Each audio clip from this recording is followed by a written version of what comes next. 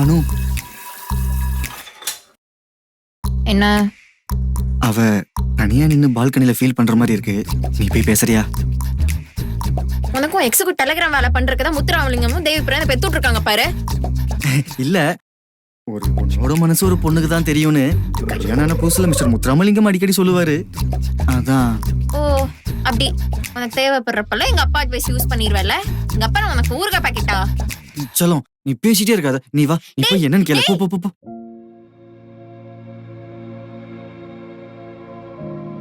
என்னாச்சு தனியா நின்று இருக்கீங்க? இல்லை, என் அப்பார்ட்மெண்ட்டில் இப்படி பால்கனியில் காற்று வாங்க வந்து நின்னா என் ஹஸ்பண்டுக்கு, என்னோட எக்ஸ் ஹஸ்பண்டுக்கு பிடிக்காது. இங்கே அந்த மாதிரிலாம் ஒன்றும் இல்லைல்ல. ஏதோ இந்த காற்றை சுவாசிக்கும் போது புதுசாக ஏதோ ஃப்ரீடம் கிடைச்ச மாதிரி ஃபீல் பண்ணுறேன். ஐயோ ஓகே. நம்ம பண்ணுறது தான் கரெக்டுன்னு எடுக்கிற எல்லா டிசிஷனுக்கும் இப்போ ரொம்பவே அனுபவிக்கிறேன். நீங்க ஏன் அப்படி நினைக்கிறீங்க?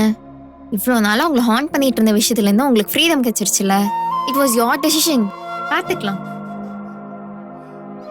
ரொம்ப யோசிக்காம போய் தூங்க. ம். வாங்க. அர்ஜுன், என்னை எங்கே கூப்பிட்டு போகிற? சொல்றேன் வா. எதுக்கு இந்த லைட்டு? எல்லாம் ஒரு காரணமா தான். அர்ஜுன், அனு வந்துட போகிறா. Arjun, Arjun, to you still love me?